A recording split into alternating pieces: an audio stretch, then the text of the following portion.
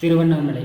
திருவண்ணாமலைன்னு சொன்னாலே நமக்கெல்லாம் ஞாபகத்துக்கு வருது கார்த்திகை தீபம், பௌர்ணமி கிரிவலம், சீத்தல். கார்த்திகை தீபம் என்னைக்காச்சும் எதுக்காக மலை மேலே ஏற்றுறாங்கன்னு யோசிச்சிருக்கீங்களா? அதுக்கு பின்னாடி இருக்கிற சயின்ஸ் என்ன? எப்போ இருந்து அந்த மலை மேலே தீபம் ஏற்றுறாங்க என்னைக்காவது யோசிச்சிருக்கீங்களா?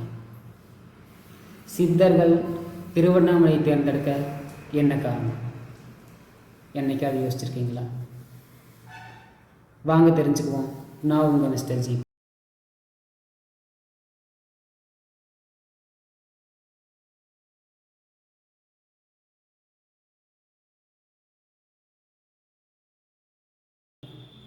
அண்ணுதல் அப்படின்னா நெருங்குதல் அப்படின்னு அர்த்தம் தமிழ் இலக்கியத்தில். அண்ணா அப்படின்னா நெருங்க இயலாது அப்படின்னு அர்த்தம். ஸோ அதனால் அண்ணாமலைன்னு பெயர் வந்திருக்கோம். யாரால் நெருங்க முடியாது? பிரம்மாவினாலும் திருமாலினாலும் நெருங்க முடியாத மலை. இதற்கு பின்னாடி இருக்கிற பேக் ஸ்டோரியை பார்ப்போம். இந்த மலையானது 260 கோடி ஆண்டுகள் பழமையானதுன்னு நான் சொல்லலைங்க, பீர்பால் சகானி அப்படிங்கிற சயின்டிஸ்ட் சொல்லியிருக்கார்.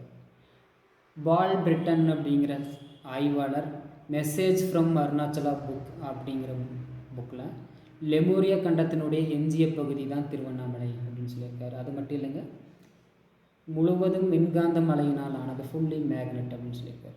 சரி, ஓகே. இந்த திருவண்ணாமலை 4 யுகங்களாக இருக்குதுன்னு சொன்னோம் இல்லையா? எந்தெந்த யுகத்தில் எந்தெந்த மலையாக இருந்திருக்கு?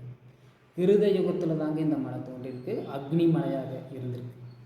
அதன் பின்னாடி திரோத யுகத்தில் மாணிக்க மலையாகவும், தாபரா யுகத்தில் தாமிர மலையாகவும், இப்போ நம்ம இருக்கிற இந்த கலியுகத்தில் கல்மலையாகவும் இருக்குங்க. இந்த மலையினுடைய உயரம் சுமார் 2688 அடி, 800 மீட்டர். கிரிவலம் போகிறோம் இல்லையா, இந்த கிரிவல பாதை 14 கிலோமீட்டர். இந்த கிரிவல பாதையில் சுமார் 20 ஆசிரமங்களும், 360 தீர்த்தங்களும், பல சன்னதிகளும், அஷ்டலிங்கங்கள், அதாவது 8 லிங்கங்களுக்கும் தனித்தனியான கோயில்கள் இருக்குங்க. அது என்னென்னா இந்திரலிங்கம், அக்னிலிங்கம், யமலிங்கம், நிருதிலிங்கம், வருணலிங்கம், வாயுலிங்கம், குபேரலிங்கம் மற்றும் ஈசானலிங்கம்.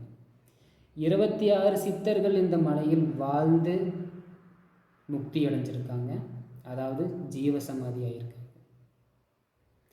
இந்த மலையை நம்ம கிரிவலம் வரும்போது ஒவ்வொரு இடத்துலிருந்தும் தரிசிக்கும் போது 27 வகையாக காட்சி தருது. அதாவது ஒரு இடத்துல நின்று பார்க்கும்போது அந்த மலை மலையாகவும், இன்னொரு இடத்துல நின்று பார்க்கும்போது நந்தி தேவரை போலவும், நந்தியை போலவும், இன்னொரு இடத்துல நின்று பார்க்கும்போது சிவலிங்கமாகவும், இன்னொரு இடத்துல ஃபார் எக்ஸாம்பிள் அர்த்தநாரீஸ்வரர் டெம்பிள் இருக்குங்க கிரிவல பாதையில். அந்த இடத்துல இருந்து நீங்கள் அந்த மலையை பார்த்தீங்கன்னா அந்த மலை 2 மலையாக தெரியுங்க. இது நானே பார்த்துருக்கேன். ஸோ இந்த மாதிரி மொத்தம் 27 வகையான தரிசனங்களை பார்க்கலாங்க அந்த மலை, சாதாரண அந்த மலையை. தேவார பாடல் பெற்ற 274 சிவாலயங்களில் இது 233வது தேவார தலமாகும். 51 சக்தி பீடங்களில் இது அருணை சக்தி பீடமாகுங்க. இந்த தலத்தில் கிளிகோபுரத்தின் கீழ் இருக்கிற முருகன் கோயில் இருக்கு இல்லையா, அதாவது அருணகிரிநாதரால் பாடல் பெற்ற தலம் இருக்கு இல்லையா, அங்கே இருக்கிற விநாயகர் கோயில், அதாவது முருகருக்கு எப்படி அறுபடை வீடு இருக்கோ அதே மாதிரி விநாயகருக்கும் அறுபடை வீடு இருக்குங்க. அதில் விநாயகரனுடைய முதல் படை வீடு இங்கே தாங்க இருக்குது, இந்த சன்னதியில் தாங்க இருக்குது. இந்த கோவிலினுடைய அமைப்பு சுமார் 25 ஏக்கர் பரப்பளவில் 9 கோபுரங்கள் இருக்குது. கிளி கோபுரம், திருமஞ்சன கோபுரம், கட்டை கோபுரம், பேய் கோபுரம், கட்டை கோபுரம், அம்மணி அம்மாள் கோபுரம், வடக்கு கட்டை கோபுரம். இதில் அம்மணி அம்மாள் கோபுரத்துக்குன்னு ஒரு ஸ்பெஷல் இருக்குங்க, அது பின்னாடி வீடியோவில் பார்க்கலாம். மொத்தம் 142 சன்னதிகள் இருக்குது, 22 பிள்ளையார் சன்னதிகள், 306 மண்டபங்கள், 1000 தூண்களாலான 1000 கால் மண்டபம் கிருஷ்ணதேவராயால் கடைசியாக கட்டப்பட்டதுங்க. பாதாளலிங்கம், இது எல்லாருக்கும் தெரிஞ்சிருக்கும், ரமண மகரிஷி தவம் செய்த இடம். அது மட்டும் இல்லைங்க, 2 பெரிய குளங்கள் கோயிலில் இருக்குது. ஒன்று சிவகங்கை தீர்த்தம், இன்னொன்று பிரம்ம தீர்த்தம். இந்த தலத்தினுடைய தல வரலாறு என்ன அப்படின்னா, இந்த பிரம்மாவும் விஷ்ணுவும் இதில் யார் 2 பேர்த்தில் யார் பெரியவங்க அப்படின்னு ஒரு நாள் ஒரு பெரிய ஆர்கியூமெண்ட் போயிட்டு இருந்திருக்கு. அப்போ சிவபெருமான் அங்கே நெருப்பாக அவதரித்து என்னுடைய அடியையும் முடியையும், அதாவது என்னுடைய பாதத்தையும் என்னுடைய தலைமுடியையும் யார் பார்க்குறாங்களோ அவங்க தான் பெரியவங்க அப்படின்னு சொல்லி ஒரு போட்டி வைக்கிறாருங்க. இவங்க 2 பேரும் விஷ்ணு வாராகி அவதாரம் எடுத்து மண்ணுக்குள்ளே போகிறார். நான் போய் சிவனுடைய பாதத்தை பார்த்துட்டு வர்றேன். அதாவது வாராகினா பன்றி அவதாரங்க. பிரம்மா வந்து அன்னப்பறவையாக நான் போய் முடிய பார்த்துட்டு வர்றேன் அப்படின்னு சொல்லிட்டு போகிறாரு. விஷ்ணுனால் பார்க்க முடியல, அவர் சரணடைஞ்சிடுறாரு. ஐயா எங்களால் உங்கள் பாதத்தை பார்க்க முடியல அப்படின்னு சொல்லி மன்னிச்சிடுறாரு. பிரம்மா என்ன பண்ணுறாரு, நான் முடிய பார்த்துட்டேன் அப்படின்னு சொல்லி சாட்சிக்கு தாளம்பூவை கூட்டிகிட்டு வந்து நான் பார்த்துட்டேன், அதுக்கு சாட்சி இந்த தாளம்பூ தான் அப்படின்னு சொல்லி சிவபெருமான் கிட்ட சொல்கிறார். பயங்கர கோபமான சிவபெருமான் என்ன பண்ணுறாரு, பிரம்மாவை சபிக்கிறார். இனிமேல் இந்த பூலோகத்தில் உனக்கு எங்கேயுமே பூஜைகளோ எதுவுமே இருக்காது, புனஸ்காரங்களோ எதுவுமே இருக்காது. பிரம்மாவுக்கு இன்னைக்கு வரைக்கும் எங்கேயுமே கோயில் இல்லைங்க.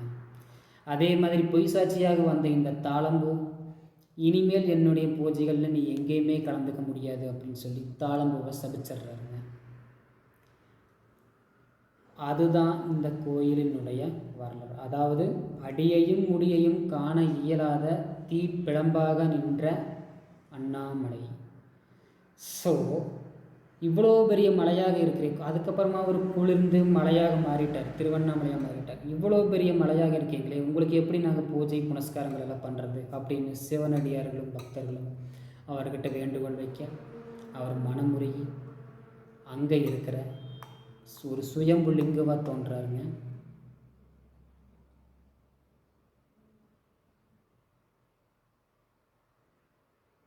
மகிழம் மரத்துக்கடியில், சாரி ஃபார் த இன்ட்ரப்ஷன், மகிழம் மரத்துக்கடியில் ஒரு சுயம்புலிங்கமாக தோன்றாருங்க. இது வந்து கிபி 2ஆம் நூற்றாண்டில் முதல் தலம் உருவான வரலாறு. அதுக்கப்புறமா உண்ணாமுலையம்மன் சன்னதி இருக்கு இல்லையா, அதனுடைய பேக் ஸ்டோரி என்ன அப்படின்னா, கைலாய மலையில் சிவபெருமான் தவ கோலத்தில் இருக்கும் பொழுது விளையாட்டாக பார்வதி அவங்களுடைய கண்ணை மறைக்கவும் இந்த பூலோகம் ஃபுல்லாக இருண்டுருக்கு.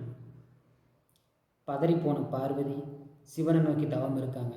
ஏன்னா இருண்டுருச்சுன்னா எதுவுமே ஜீவராசிகள் உயிர்கள் எதுவுமே உயிரோடு இருக்காதுங்கிறனால பதறி போய் காஞ்சி கம்பை நதிக்கரையில் காமாட்சியாக தவம் இருக்காங்க. அப்போது அந்த கம்பை நதியில் வெள்ளப்பெருக்கு ஏற்பட்டு சிவபெருமானை அடித்து கொண்டு போகும்பொழுது இந்த காமாட்சியாக இருந்த பார்வதி என்ன பண்ணுறாங்க, அப்படியே மார்போடு கட்டி தழுவி சிவனை காப்பாற்றுறாங்க. ஸோ அந்த இடத்துல உதித்த சிவபெருமான் உனக்கு என்ன வர வேணும் அப்படின்னு கேட்கும் பொழுது, உங்களுள் பாதியாக உங்களை பிரியாமல் என்றும் உங்களுடன் இருக்க வேண்டும் அப்படின்னு வரம் கேட்குறாங்க. ஸோ அப்போ அவர் தன்னுள் இடப்பாதியை பார்வதிக்காக கொடுத்து அர்த்தநாரீஸ்வரராக காட்சி தந்த இடம்தான் அண்ணாமலையார் கோயில். இங்கே மாசி மகம் தீர்த்தவாரி அப்படின்னு நடக்குதுங்க. இதில் வல்லாள மன்னர் அப்படிங்கிறவர் தான் கிபி 2ஆம் நூற்றாண்டில் அண்ணாமலையார் கோயிலுக்காக நிறைய விஷயங்களை செஞ்சு கோயில் கட்டுறது அந்த மாதிரி விஷயங்கள் நிறைய செஞ்சு மிகச்சிறப்பாக ஆட்சி புரிஞ்சிட்டு வர்றாருங்க. ஆனால் வல்லாள மன்னருக்கு ஒரு குறை இருக்குங்க, வல்லாள மன்னருக்கு குழந்தை கிடையாது. ஸோ அவர் மீது மனமுருகின சிவபெருமான் அவரே குழந்தையாக அவதரித்து வல்லாள மன்னர் இறந்த பிறகு அவருக்கு திதி செய்கிறாருங்க, சடங்கு செய்கிறாரு. ஸோ அந்த சடங்கு தான் வந்து மாசி மக தீர்த்தவாரின்னு சொல்லி இன்னைக்கு வரைக்கும் அது நடந்துகிட்ருக்குங்க. நால்வர் அப்படின்னு சொல்கிற திருஞான சம்பந்தர், திருநாவுக்கரசர், சுந்தரர் இவங்கள் எல்லாருமே இந்த கோயிலில் பற்றி பாடியிருக்காங்க. அதனால் பாடல் பெற்ற தலம் அண்ணாமலையார் கோவில். இதில் என்ன ஸ்பெஷல் அப்படின்னா, அந்த மாணிக்க வாசகர் வந்து இந்த மார்கழி மாதம் எப்படி சைவர்களுக்கெல்லாம் திருப்பாவை அப்படின்னு ஒன்று இருக்கோ, அதே மாதிரி வைணவர்களுக்காக பாடப்பட்ட திருவெண்பாவை இந்த கோயிலில் தாங்க மாணிக்க வாசகர் பாடுறாரு. சுமார் 20 பாடல்களை கொண்ட திருவெண்பாவை பாடப்பட்ட தலம் அண்ணாமலையார் கோயில். திருவண்ணாமலையிலேயே பிறந்து திருவண்ணாமலையிலேயே வாழ்ந்து முக்தி அடைஞ்ச அருணகிரிநாதர் திருவண்ணாமலையில் இருக்கிற முருகன் சன்னதிக்கு வந்த உடனே கிளியாக அவதாரம் எடுத்து முருகனை பற்றி நிறைய பாடல்களை பாட ஆரம்பிக்கிறாருங்க. அப்படி பாடல் பெற்ற முருகன் தலத்தில் ஒன்று அண்ணாமலையார் கோயில். அண்ணாமலையார் கோயிலில் மூலவர் சிவபெருமானாக இருந்தாலும் முருகனுக்கும் தனியாக பாடல் பெற்ற தலம் திருவண்ணாமலை.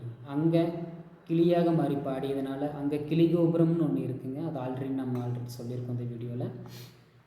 ஞானிகளும் துறவிகளும் எதற்காக இந்த இடத்த தேர்ந்தெடுத்தாங்க? நம்ம ஆல்ரெடி பேசின மாதிரி 18 சித்தர்களில் மிக முக்கியமான இடைக்காட்டு சித்தருக்கு உண்டான கோயில் திருவண்ணாமலை. இடைக்காட்டு சித்தர் இங்கேயே வாழ்ந்து இங்கேயே ஜீவசமாதியாகி இன்றும் பக்தர்களுக்கு அருள் பாலித்து கொண்டிருக்கிறதாக பக்தர்களினுடைய நம்பிக்கை.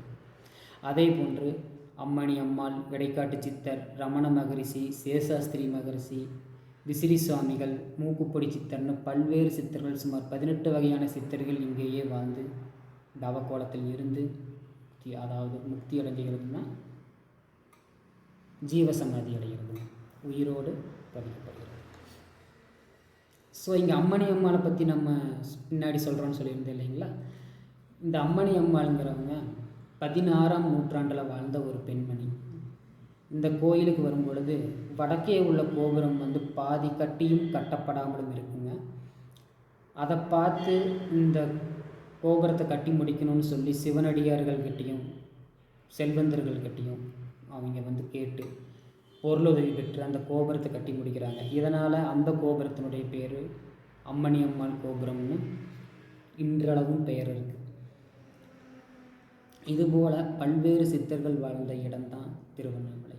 சரி, ஓகே, சித்தர்கள் எதற்காக இந்த இடத்த தேர்ந்தெடுத்தாங்கன்னு நம்ம ஆல்ரெடி இந்த வீடியோவில் கேட்டிருந்தோம் இல்லையா?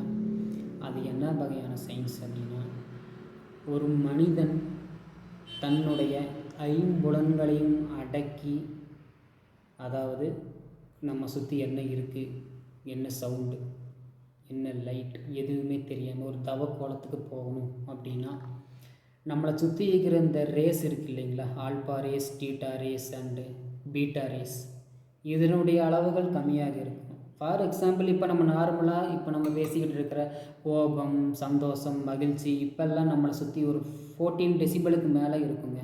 அதுக்கு பேர் பீட்டா ரேஸ். ஸோ நம்ம தூக்க நிலையில் இருக்கும் இல்லையா, அது பார்த்திங்கன்னா ஆல்ஃபா ரேஸ். அதனுடைய ரேஸ் பார்த்திங்கன்னா 8 ஹெர்ட்ஸுக்கு கம்மியாக இருக்கும். அதுவே டீட்டா ரேஸ் அப்படிங்கிறது தான் இந்த ஞானிகளுக்கும் சித்தர்களுக்கும் தவம் புரிவதற்காக உதவுகிற அந்த கதிர்வீச்சு 4 ஹெர்ட்ஸுக்கும் கம்மியாக இருக்கும். அது திருவண்ணாமலையில் நார்மலாகவே அந்த மலையை சுற்றி இருக்குது அப்படிங்கிறது தான் இதுக்கு பின்னாடி இருக்கிற மிகப்பெரிய சயின்ஸ். இதனால தான் சித்தர்களும் ஞானிகளும் திருவண்ணாமலையை நோக்கி படையெடுத்து அங்கே தவம் இருந்து அண்ணாமலையாரனுடைய அருளை பெற்று முக்தி அடைகிறாங்க. ஓகேவா?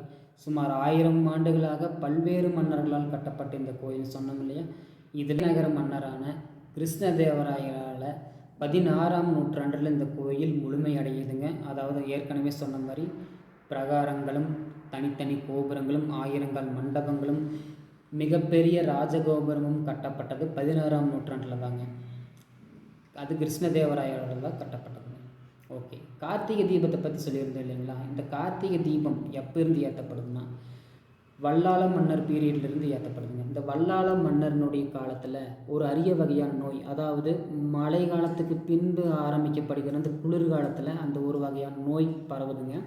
இந்த வல்லாள மன்னர் என்ன பண்ணுறாருன்னு இந்த ரிஷிகள், மகரிஷிகள், சித்தர்கள், ஞானிகள் இவங்ககிட்டலாம் கேட்டு எப்படி இந்த நோயை கட்டுப்படுத்துறதுன்னு கேட்கும்போது மலையுச்சியில் 5 வகையான எண்ணெய்களை பயன்படுத்தி நெய், ஆமணக்கு, இந்த மாதிரி நல்லெண்ணெய், இந்த மாதிரி எண்ணெய்கள் எல்லாம் பயன்படுத்தி தீபத்தை ஏற்ற சொல்கிறாங்க. அப்படி தீபம் ஏற்றும் போது அங்கே இருக்கிற மக்கள் அந்த தீபத்தினுடைய நெடியினால், இந்த எண்ணெய்களினுடைய நெடியினால் அந்த நோய் அடையுதுங்க. அதுக்கப்புறமாக உருவானது தான் இந்த கார்த்திகை தீபம். ஸோ இதுதான் கார்த்திகை தீபத்துக்கு பின்னாடி இருக்கிற இன்ட்ரெஸ்டிங்கான ஸ்டோரி. ஸோ இதுபோல் பல இன்ட்ரெஸ்டிங்கான ஸ்டோரி நம்மளுக்கு தெரிஞ்சுக்கணுன்னா நம்ம சேனலை சப்ஸ்கிரைப் பண்ணுங்கள், ஃபாலோ பண்ணுங்கள். Take care, bye bye. நான் உங்கள் மிஸ்டர் ஜிபி.